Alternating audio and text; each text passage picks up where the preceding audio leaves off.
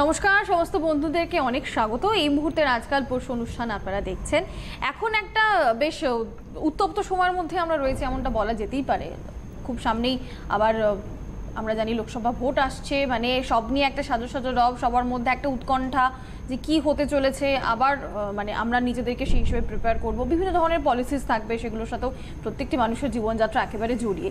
এই বিষয়গুলো মানে আমাদের দেশের রাজনৈতিক পটভূমি কি রয়েছে, আমার রাজ্যের রাজনৈতিক পটভূমি কি রয়েছে, সেগুলো কতটা আমার জন্য হেল্পফুল, সেটা যেরকম একজন সাধারণ মানুষকে ব্যতিব্যস্ত করে তোলে, তার পাশাপাশি কিন্তু তার মূল কনসার্নের জায়গা থাকে তার নিজের পরিবার, তার নিজের গণ্ডিটা, মানে তার ফ্যামিলিতে যে যে সমস্ত মানুষজন রয়েছেন তাদেরকে নিয়ে সে কী করে আরও ভালো থাকতে পারে। তো এই ভালো থাকার উপরে কিন্তু আমরা সবসময় জোর দিই।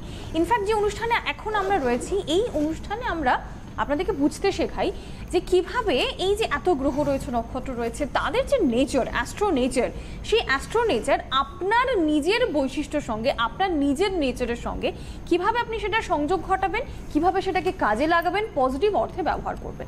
এই যে দেখুন অর্থ, টাকা পয়সা, এটা তো আমাদের মূল একটা ভাবনা জায়গা। তো টাকা পয়সার ক্ষেত্রে যাদের সমস্যা রয়েছে তাদের কিন্তু চিত্তে সুখ নেই, এটা একদম সত্যি কথা।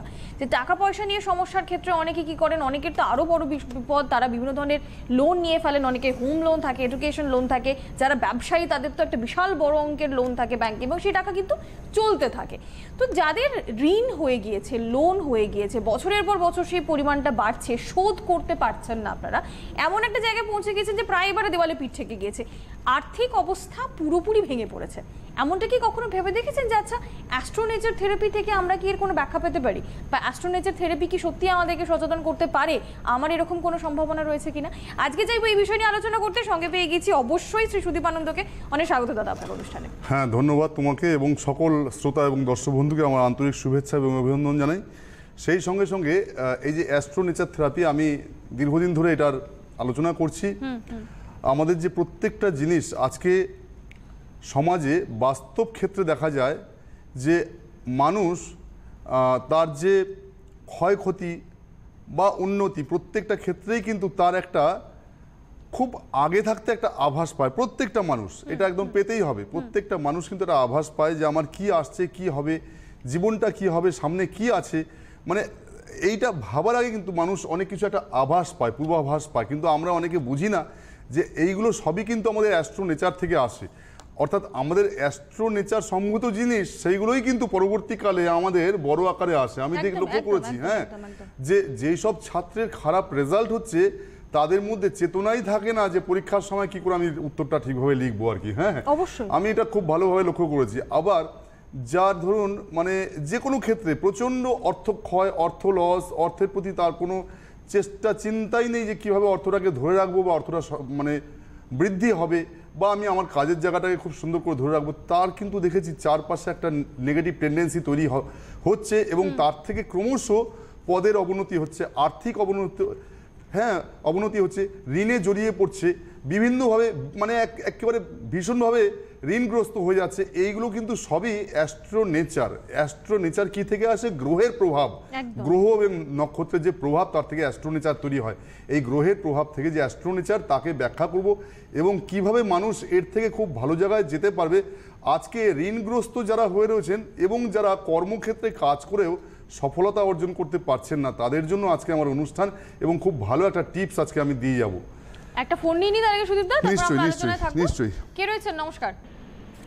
নমস্কার দাদা, আপনার অনুষ্ঠানটা আমার খুব ভালো লাগে। ধন্যবাদ। এই জন্য আমি আপনাকে আমার ছেলের সম্পর্কে একটু জানতে চাই। ঠিক। কোথা থেকে ফোন করছেন আপনি? এটা টালিগঞ্জ থেকে বলছি। টালিগঞ্জ থেকে। কি নাম দিদি আপনার ছেলের? সুদীপ্ত ব্যানার্জি। সুদীপ্ত ব্যানার্জি। আচ্ছা, ছেলের ডেট অফ বার্থ বলুন। 8/12/2000। 8/12/2000। সকাল 11:42 সকাল 11:42 কলকাতা। এক মিনিট 8 ডিসেম্বর 2000 হচ্ছে ওর জন্মের তারিখ। 8/12/2000, তাই তো? হ্যাঁ। এক মিনিট দিদি, এবার সময়টা একটু বলুন। সকাল 11:42 কলকাতা। সকাল 11:42 কলকাতাতে। কলকাতা। আচ্ছা, সকাল 11:42, তাই তো? কলকাতাতেই যাব। সুদীপ্ত ছেলের নাম।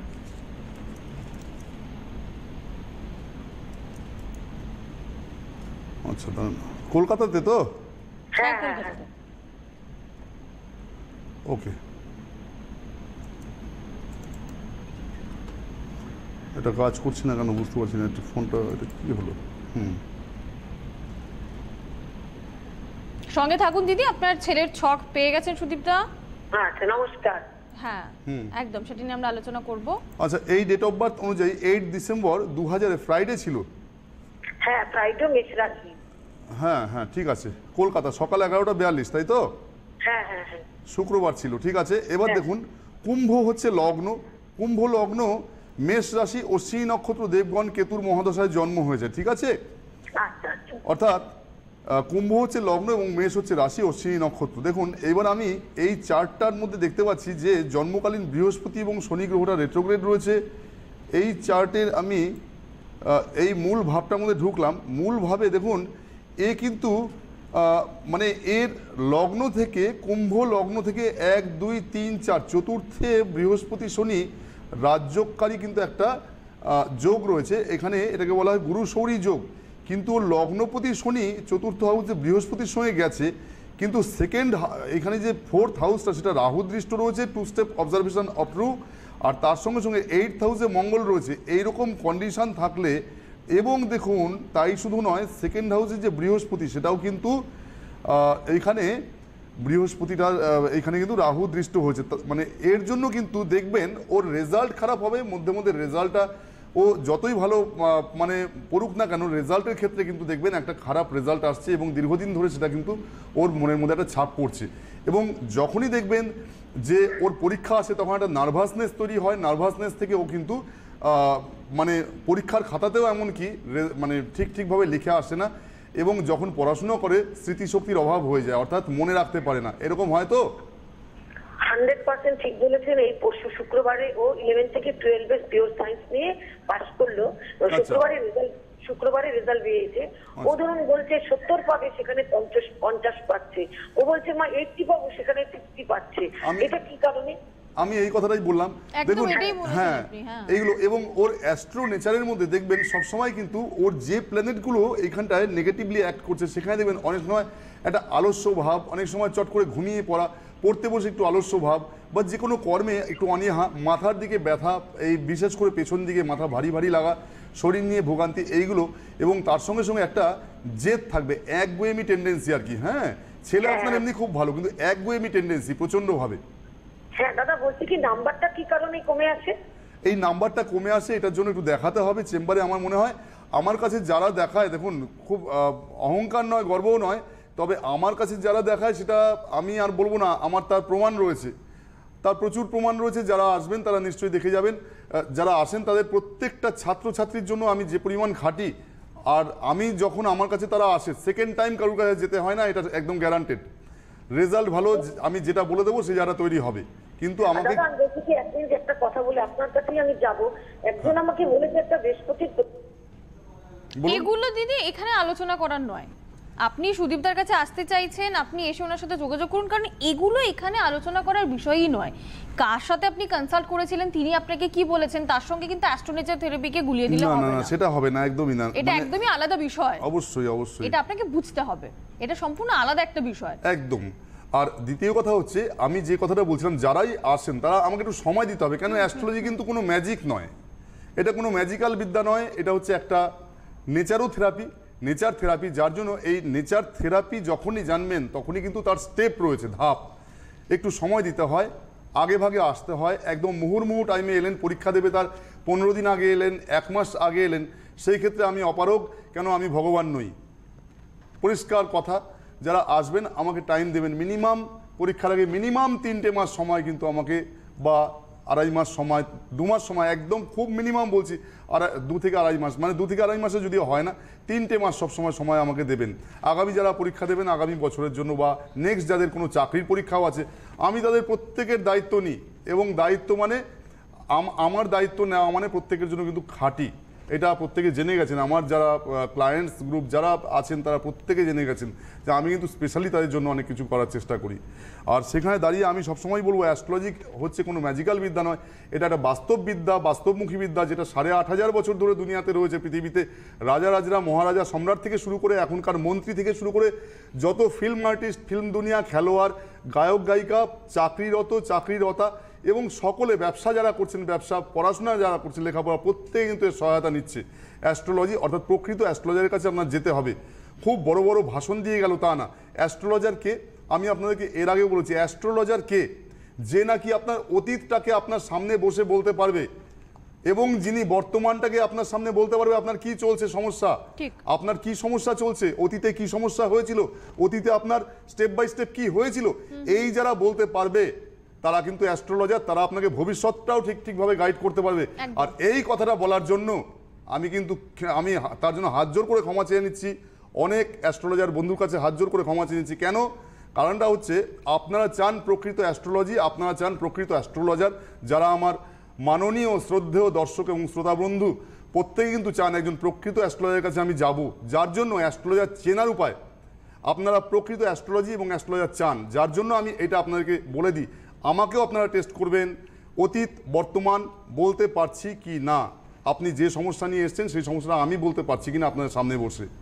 যদি কোনো অ্যাস্ট্রোলজার সেটা বলতে পারে তিনি অ্যাস্ট্রোলজার, বাদ বাকি সব হচ্ছে অপাঙ্ক্তেয়, মানে যারা সেগুলো হচ্ছে পড়াশোনা না করা, শুধু বড় বড় গাল ভরা কথা বলা, উচ্চ গলায় কথা বলা, মানুষকে ঠকানোর প্রবৃত্তি নিয়ে মার্কেটে আসা, এদের হচ্ছে টেন্ডেন্সি। এবং এদের জন্য আজকে ভালো যারা অ্যাস্ট্রোলজার তারাও কিন্তু প্রকৃত যারা অ্যাস্ট্রোলজার সেই সব একদম মানে কি বলবো, সেই সব অ্যাস্ট্রোলজারদের জন্য কিন্তু ভালো যারা তারাও খারাপ হয়ে যাচ্ছে আজকে।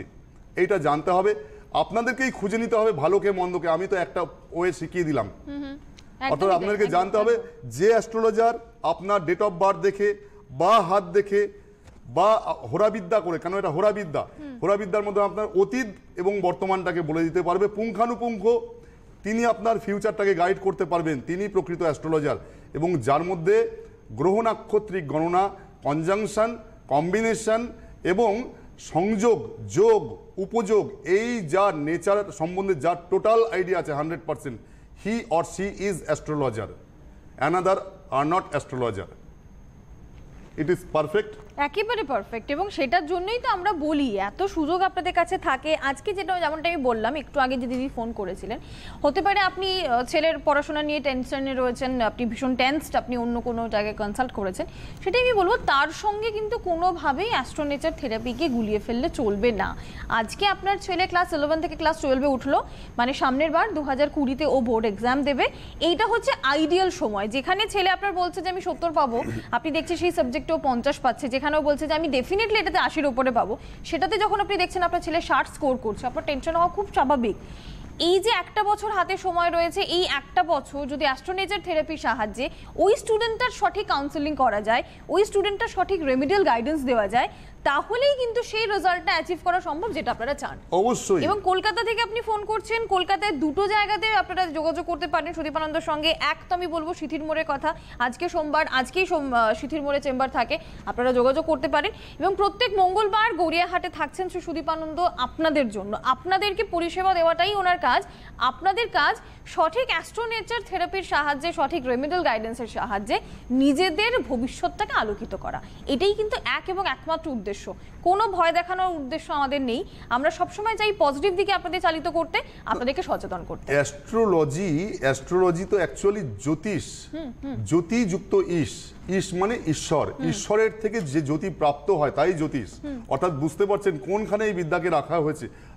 আগে বলা হতো দৈব বিদ্যা, এখন আধুনিক বা মধ্যযুগ থেকে বলা হয় জ্যোতিষ বিদ্যা। জ্যোতিষ মানে ঈশ্বরের আলো, যে বিদ্যার মধ্যে রয়েছে।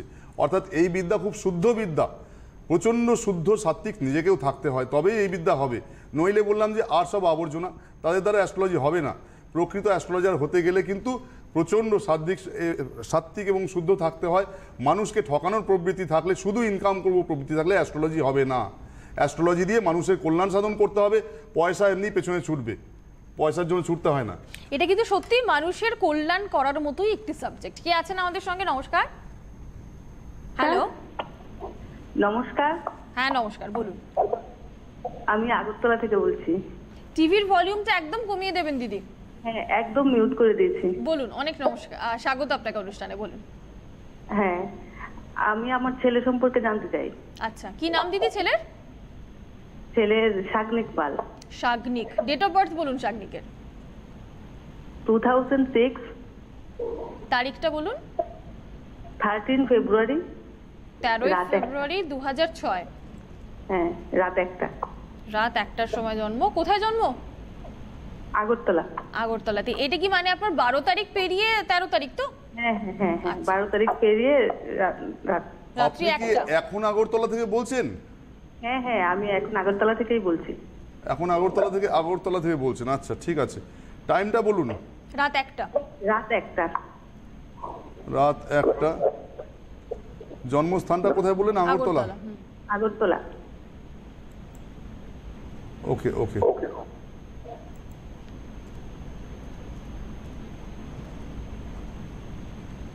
আপনি অনুষ্ঠান কতদিন ধরে দেখছেন দিদি? আমি প্রায় সব সময় দেখি সময় পেলে। আচ্ছা। সোমবার দিন জন্মবার ছিল দিদি?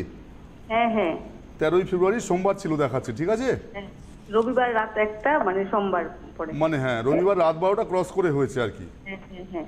ঠিক আছে, দেখুন এখানে ইন্ডিকেট করছে, এখানটায় ইন্ডিকেট করছে, প্রথম কথাই হচ্ছে এর চার্টে আমি মূল ভাবটায় ঢুকে যাচ্ছি।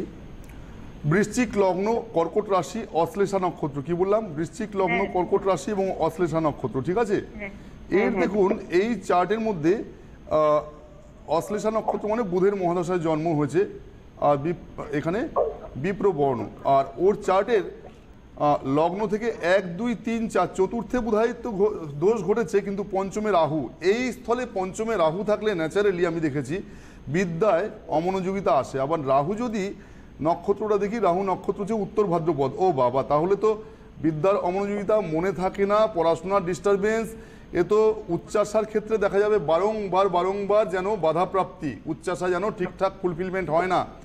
আর লগ্নপতি নাশস্থানে, লগ্নপতি এরকম নাশস্থানে থাকলে হেলথ নিয়ে খুব প্রবলেম হয়, সে নিজেকে নিয়ে কিন্তু খুব ওরিড এবং নিজের মধ্যে ভীষণভাবে চঞ্চলতা, একটা চঞ্চলতা গ্রো করে। তার মধ্যে ব্লাড ওরিয়েন্টেড কোনো প্রবলেম হতে পারে, মধ্যে মধ্যে দেখবেন সর্দি কাশি বসে গেলে ভীষণভাবে একটা সাঁই সাঁই করে শব্দ হতে পারে, হ্যাঁ, বুকের থেকে।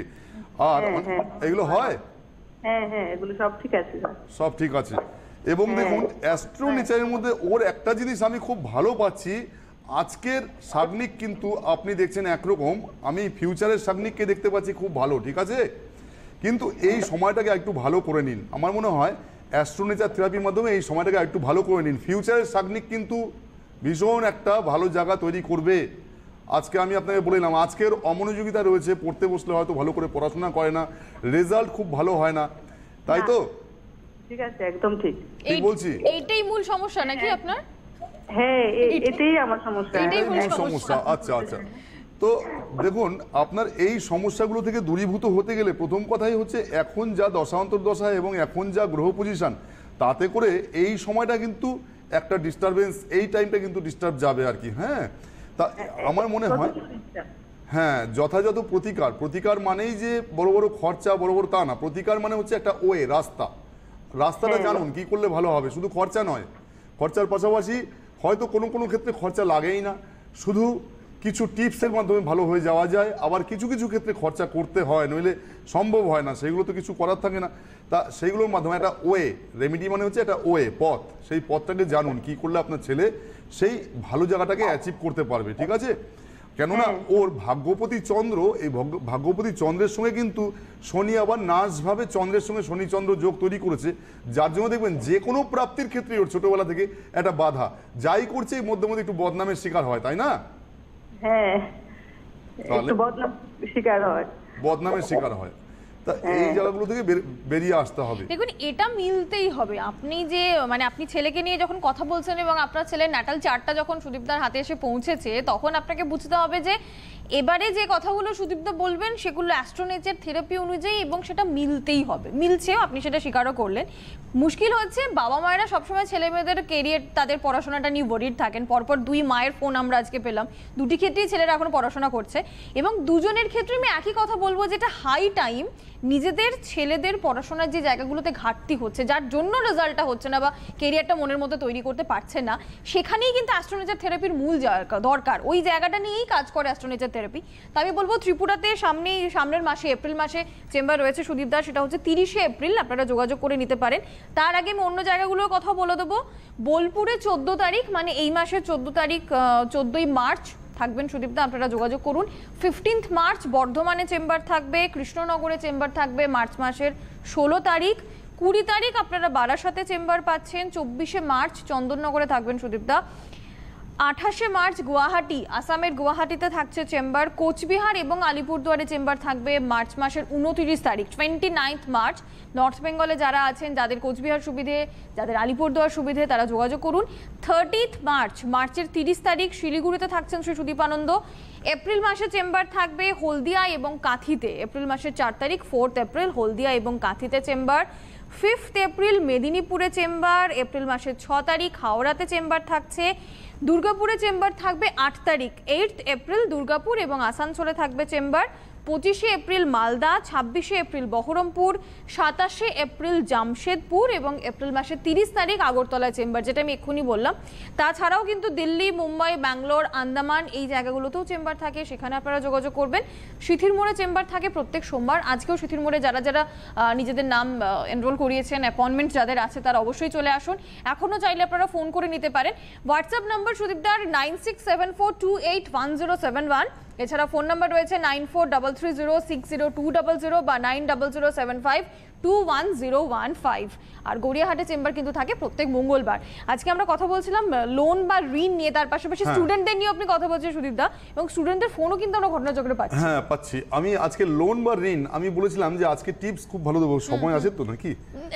আছে, এখন সময় আমাদের কিছু কাছে আছে নাকি? অনেকটাই সময় আছে। আচ্ছা ঠিক আছে। আপনার মানে সুপ্রভাবী ক্রিয়া। হ্যাঁ, সুপ্রভাবী ক্রিয়া নিশ্চয় আমি বলবো সেখানে। তা আজকে প্রথম আমি শুরুই করেছিলাম যে দেখুন, যে যারা কর্মক্ষেত্রে সফলতা পাচ্ছেন না, হ্যাঁ, কর্মক্ষেত্র যারা অনেক কাজ করছেন কিন্তু সফলতা পাচ্ছেন না, দেখবেন কর্মক্ষেত্র মানে কিন্তু কাজের ক্ষেত্র, এবং যেখান থেকে আপনি একটা সার্ভিস দিচ্ছেন এবং আপনি ইনকামও করছেন, সেটা কর্মক্ষেত্র হতে পারে। আবার কর্মক্ষেত্র যেখানে ইনকাম নেই কাজ করছেন, সেটাও কর্মক্ষেত্র হতে পারে। হ্যাঁ, তা আপনি হয়তো মানে স্বেচ্ছায় কর্ম করছেন সেখানে, হ্যাঁ, কিছু পাচ্ছেন না, সেটাও কর্মক্ষেত্র হতে পারে। বাট আপনি কি চাইবেন, আপনার কর্মক্ষেত্রটা আপনি কি চাইবেন? ন্যাচারালি কর্মক্ষেত্রে মানুষ দুটো জিনিস চায়, একটা হচ্ছে সুনাম আর একটা অর্থ। যশ, সুনাম, অর্থ, সম্মান, এইগুলো সবাই চায় কর্মক্ষেত্রে। তা আরেকটা হচ্ছে কর্মক্ষেত্রে সমৃদ্ধি চায়, যে আমি যাতে কর্মক্ষেত্রে ক্রমশ ওপর তলায় যেতে পারি। হ্যাঁ, প্রমোশন আমার যাতে হয়। এইগুলো দেখবেন অনেক সময় আমি দেখেছি দুজন ব্যবসায়ী একই ব্যবসা করছেন, একই অর্থ ঢুলেছেন, একজন ব্যবসাতে খারাপ জিনিস দিচ্ছে, দ্রব্যটি যে বিক্রি করছে সেটি খারাপ দ্রব্য দিয়ে অনেক তার প্রতিপত্তি, সম্পদ হয়ে গেল। আর একজন দেখবেন ভালো জিনিস দিচ্ছে কিন্তু তার ব্যাড লাকের কারণে, তার জন্য সে কিন্তু তার সমৃদ্ধি আসছে না, কিন্তু সে খুব সৎ, অনেস্ট, ভালো জিনিস দিচ্ছে মানুষকে, কিন্তু তার সমৃদ্ধি আসছে না।